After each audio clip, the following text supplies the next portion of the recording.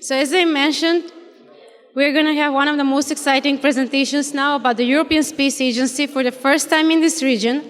And it's going to be chaired by Ms. Vlaho Kostov from Panasonic, Germany. Vlaho, the podium is yours. Thank you, Biljana. Thank you. Thank you. Okay, thank you, Biljana, very much. Yeah, I hope that everybody after lunch is back to the conference hall. I know that you may be feeling a little bit sleepy right now, and get a coffee later on. Okay, when we started doing this year's planning project, we thought, okay, what are we going to do, or to invite somebody who has never been, let's say, in Macedonia, or introduced. And then I came to the idea, okay, why don't we invite the European Space Agency? I guess most of you have grown up with watching Star Trek and Captain Picard. I heard it before Robert mentioned. And we have in Europe an agency who does as close as possible to those dreams, achieving beyond our planet. And when I contacted the European Space Agency, basically I told them, I explained what the project is about, and I said, you got to find us a speaker who can explain what the European Space Agency does, what projects are possible in Europe, and then they found the best person who could do that. Nevertheless, even more than that, because it's a person who comes from this region and knows it's more, let's say, connected to the Balkan region culturally. So I'm very happy that I could introduce you, Marko Butkovic. Thank you, Marko, for coming, for being with us here. And I'll just give a few words. Marko is basically, he's a specialist on technologies like telecommunications, satellite technologies. He has a technical background, but more than that, he's also a managerial background and knows how to run space agency stuff. And I would say, until now we were talking, we work hard and the sky is the limit, and from now on we will speaking of we work hard and the space is the limit. So thank you, Marko, floor is yours.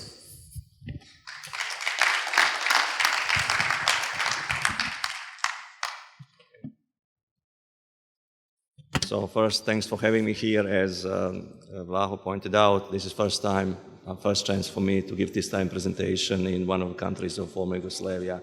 I appreciate it a lot. I hope it's not the last time as well. So basically, first a few facts on ESA, European Space Agency. So we have altogether over 50 years of experience in this field. Currently, we have 22 member states. We have 8 major sites and facilities in Europe. Our budget for the year of 2016 is at 5.2 billion euro. And so far we have designed, tested and operated more than 80 spacecraft, satellites if you wish. So this is another important piece of information I would like to share with you. So what is the purpose of ESA in the first place? So basically the purpose is to provide for and promote for exclusively peaceful purposes cooperation among European states in space research and technology and their space application. This is Article 2 of ESA Convention. So as I said, we have currently 22 member states. 20 of them are also members of European Union. In addition, we have Norway and Switzerland. There are 6 other European Union states that have cooperation agreements with ESA, in particular Bulgaria, Cyprus, Latvia, Lithuania, Malta, and Slovakia. Slovenia is currently in the process of becoming an associate member, and discussions are ongoing with Croatia. I would also like to point out that Canada takes part in some programs under long-standing cooperation agreement with the agency.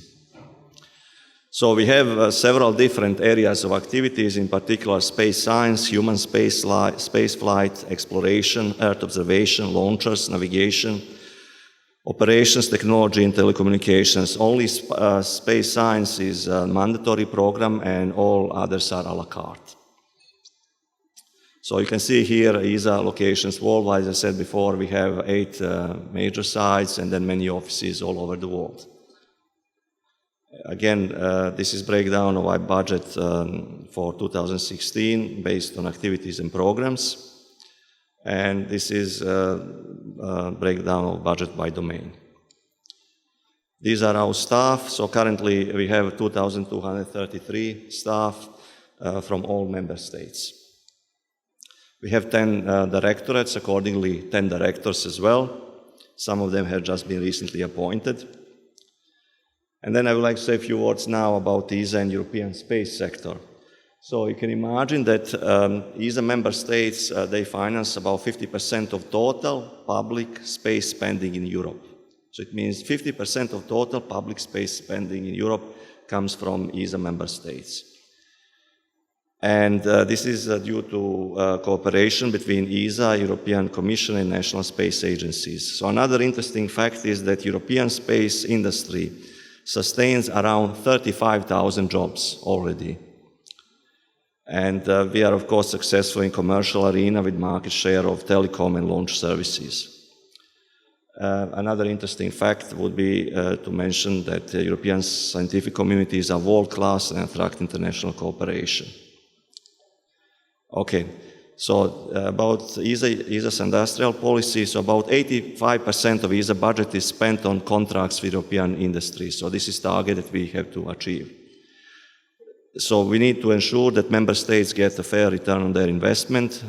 We improve competitiveness of European industry, maintain and develop space technology, and exploit the advantages of free competitive bidding.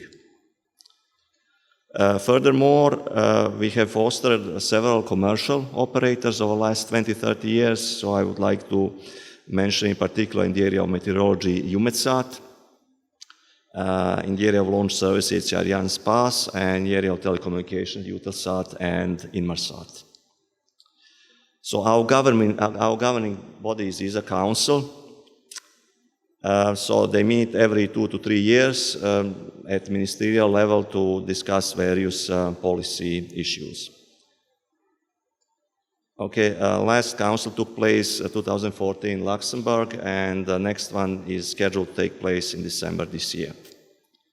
Okay, now I'm going to say a few words each on our various activities that I listed before, all 9, starting with science. So these are some initial missions from the past, so Hipparcos, IUE, Giotto, Ulysses, ISO, Smart 1. All these have finished already. I actually worked myself on the bottom 3, on Ulysses, ISO, and Smart 1. Okay, a few others, Planck, Herschel, Venus Express. And then I would like to elaborate a little bit more on Huygens, because this was first landing on a world in the outer solar system. So nobody has done this before. So on 14th of January 2005, ESA's Huygens probe made the most distant landing ever on Titan. This is the largest moon of Saturn, some 1.4 billion kilometers from the sun. Another interesting topic, especially nowadays, Rosetta. So on 6th of August 2014, ESA became the first agency to land on a comet. And on 12th of November of the same year, we also managed to land the probe, Philae probe.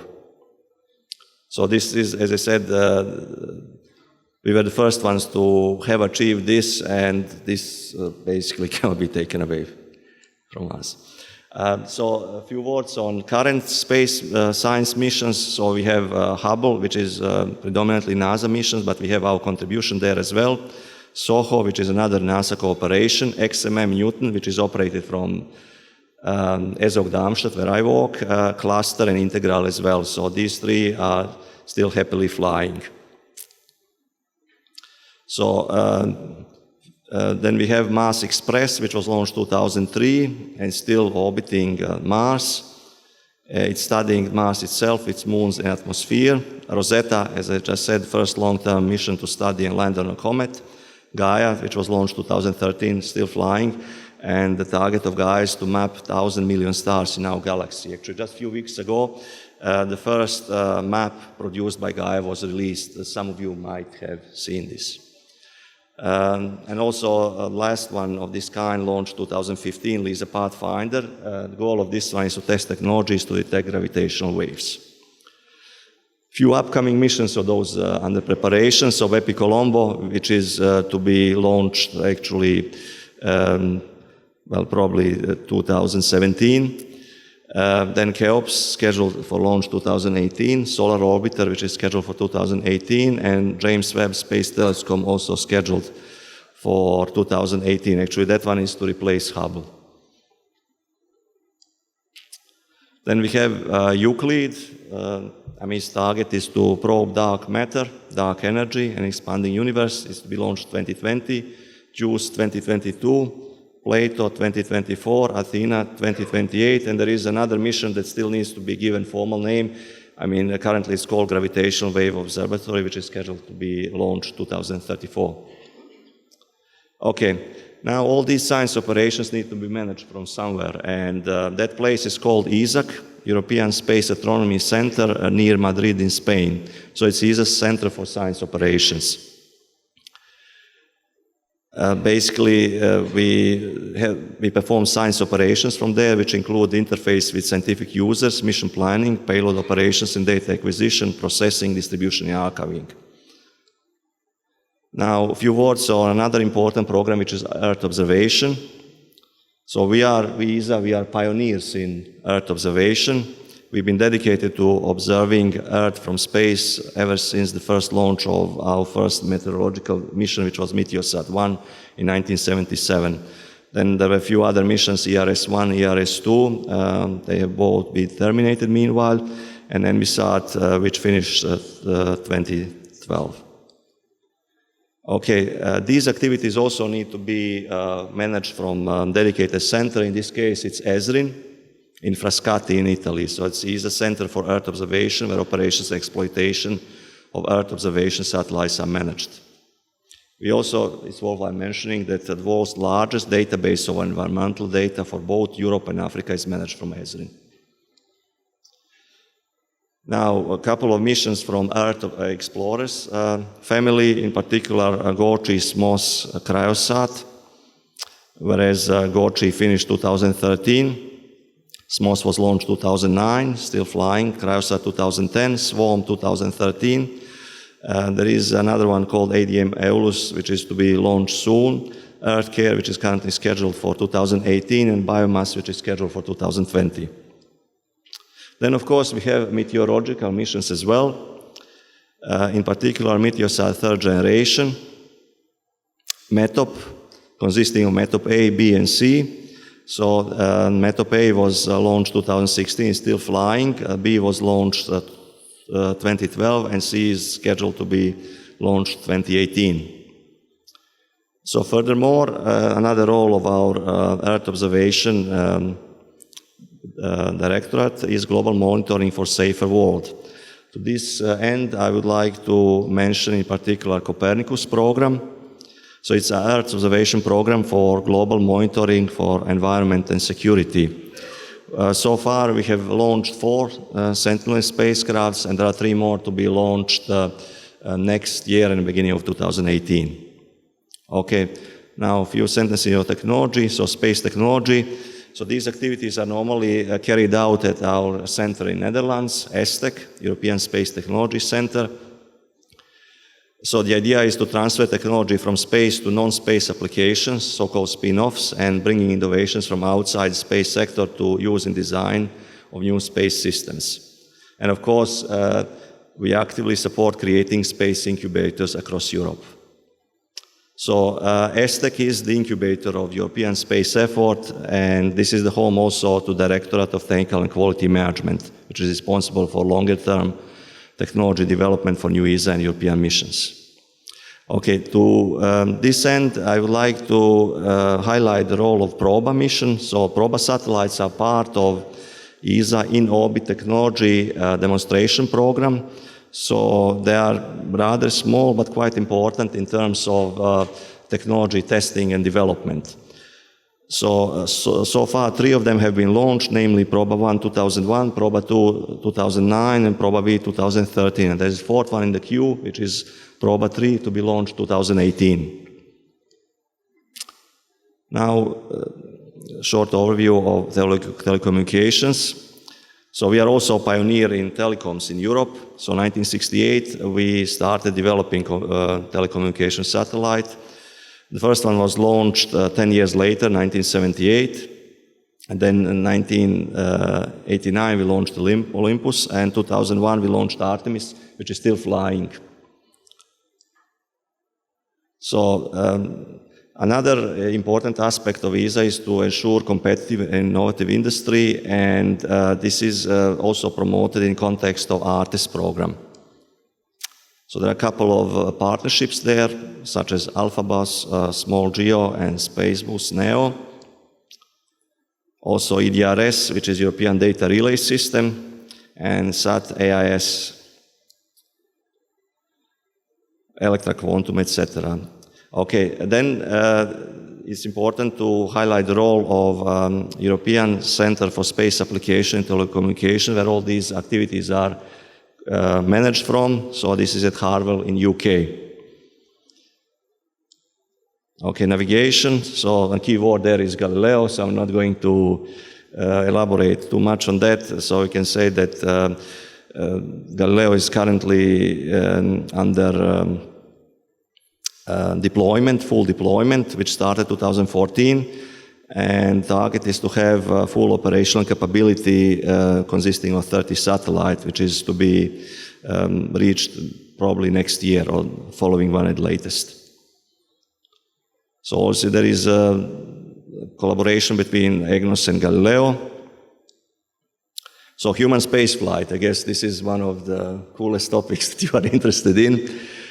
So one key word there would be ISS, so ESA is deeply involved in this. And we have two key contributions. One is Columbus Laboratory and automated transfer vehicle.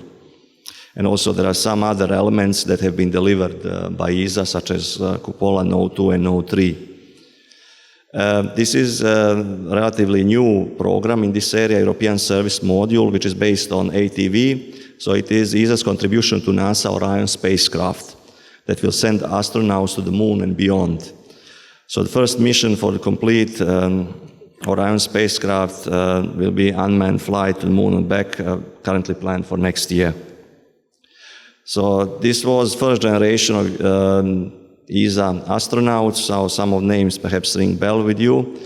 So this was second generation gentleman here, Thomas Reiter, actually until last year he was my director.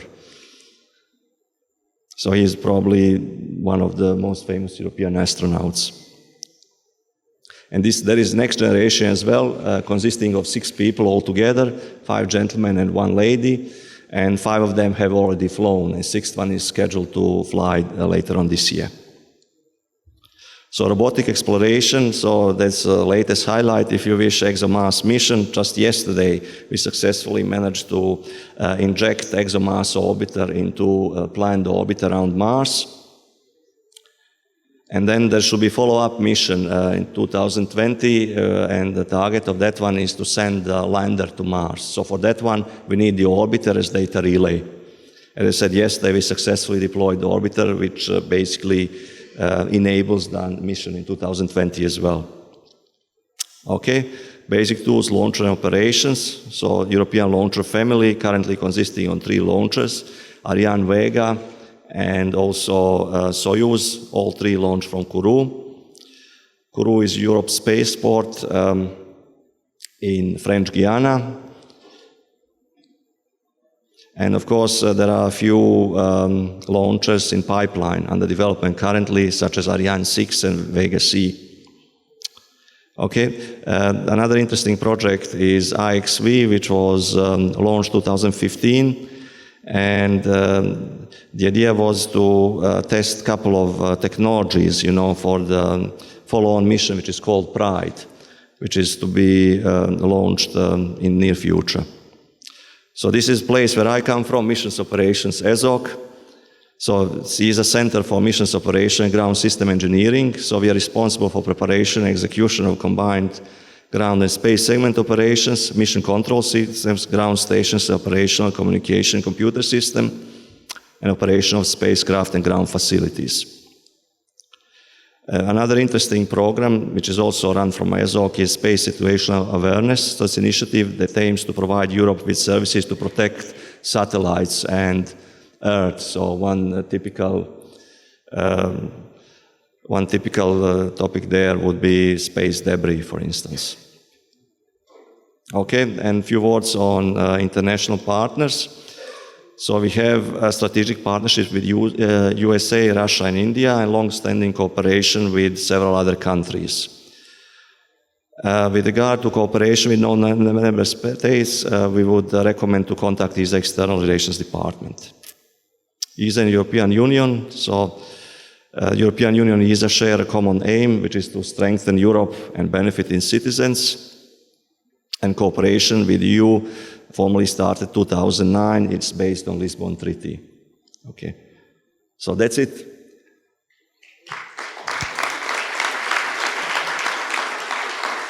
So I know there are quite a few slides, but I just thought I could run as fast as possible through all of them. And now if you want to ask questions, so we can go back to some of them and then try to answer them. Okay, thank you, Marko, very much. I'll stand up so I could see better if somebody is raising hand for the questions. Before we move to the audience, I would a quick question from my side, because you presented all these projects, a wonderful project that are happening with the EU members countries. And when we had a chat a few days ago, you mentioned that there are some initiative or project involving also let's say partners that are not EU members. I don't know if there is some possibility for, let's say, non-EU members that could take part, or we have to wait until we are in the EU. I mean, it would definitely help, to join EU first. But on the other side, I mean, there might be some opportunities also to join certain programs. But for that, I would really suggest that you talk to External Relations Department, because that's done on case-by-case basis. Okay. Yeah, thank you. Then we could move. Thank you for your presentation. Unfortunately, the time was short to do more presentation, but we have more questions from the podium. Or we would, if there are a few questions, we could manage to answer them.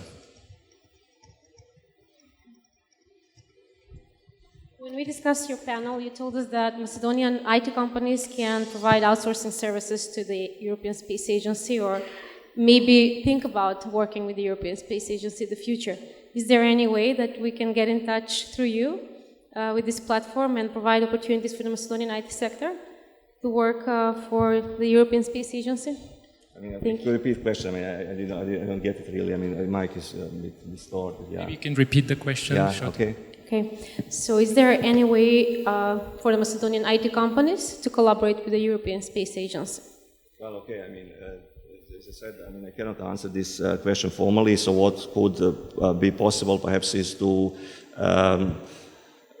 seek cooperation with companies, European companies that are already fully established, that are, ESA providers, partners in various areas.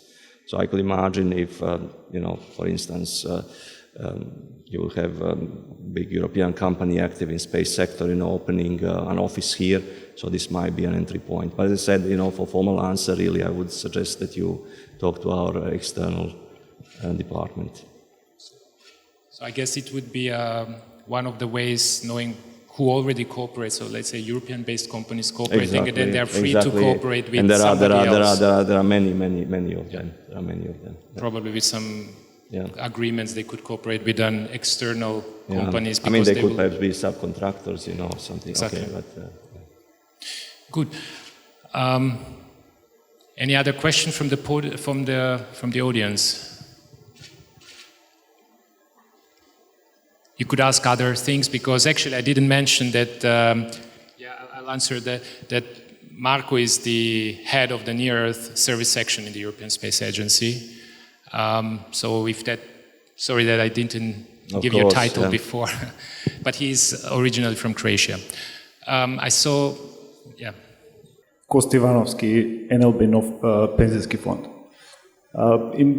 Lately we are hearing about these geopolitical tensions, and one of the fields where tensions is escalating, so we read, is the space. How does that affect the European Agency for Space? Does those wars exist? I read about a lot of tensions in the space between countries. So can you comment a little bit on that? I mean, acoustic is very poor. I mean, it's very difficult to understand, but I think you're speaking of tensions in the space area between different players, and that's a recent topic about tensions. You mean on the launching satellites or dominance in the space? Yeah, well, okay, as I said before, we are involved in space exploration exclusively for peaceful purposes only. Do they affect these tensions? Do they affect your activities or no? No, I think basically what she says, because they are involved in the peaceful missions, they wouldn't be affected. But is that answering the question? Yeah, I mean, it's... Although they are financed by all the European member countries, I think that should be by the military budget of each country. Done. Okay. There is another question down there. Is there any plan in place? I've heard there is a mission for space debris, but what I would like to hear, it's probably your comment on what we've learned as humans, because we've inherited this planet Earth, we polluted, and now we are talking about being more and more green. Do we have any plan not to do that with the space that we're touching? Indeed, the sound quality is somehow difficult to understand. But I think, so maybe the next question they have to speak a bit slower. I think the question was about pollution of the Earth, and then whether the space exploration or the space programs could help us avoid or find a solution for the Earth pollution. Short version of the question would be, have we learned the lesson by polluting the Earth? Are we going to do the same thing with the space, or we've learned the lesson? Did you get that? No. Okay. Because what we did on the Earth, we polluted the Earth. What are we going to do outside the Earth now? Okay, I mean, there are, you can imagine, there are some conventions in place to prevent it, exactly. So, for instance, a few years ago, there was one international law, if you wish, passed, which stipulates that we should not be producing space garbage, So it means, for instance, if you want to land on a planet, then you have to make sure that, you do not really contaminate it. So it means there is already a set of conventions in place to regulate this.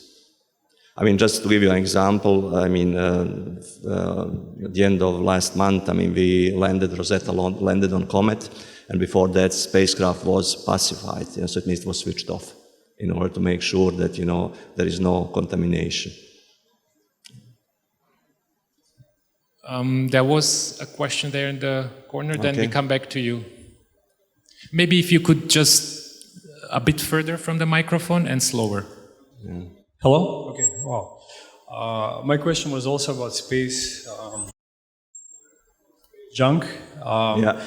And they already asked the same question. Am I too close to the speakers? Okay.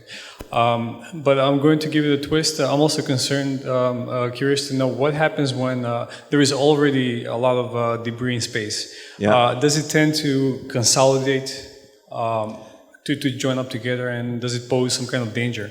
Well, okay, so I mean, I'm not an expert in that area, but I know some people who are. Okay, so one of the initiatives I just mentioned there before is SSA, if you wish, so I can perhaps go back to that. There are units within our organization dealing with this in particular. One of them is SSA program, but we have also at ESOC, we have unit dealing with space debris in particular. So it means that they monitor and track all space debris above certain size. So it means they have databases where they keep this information, so this comes in quite handy, for instance, when you want to launch new rocket, new spacecraft, because obviously you don't want it to hit a piece of space debris. So this is one of the things which is taken into consideration. Furthermore, flying spacecraft also occasionally perform so-called avoidance maneuvers, when we know that they could potentially hit piece of space debris. So this is, as I said, monitored regularly, and maneuvers are done, performed as necessary. Okay, I think we are running out of time. I'm getting the signal from Biljana. So I think there was one more question, but was it a short one? You want to go for it? Thank you, Mr. Butkovic, for a great presentation. On the name of Macedonia2025, I would like to ask you for possible collaboration with Macedonian-University and opportunity for student works, practice work for our technical or mechanical students to visit European Space Station maybe once per year. Yeah, okay, this very much appreciated. And so we need to see if this can be implemented. Definitely, I appreciate it, yeah. Thank you, Marko. Thanks.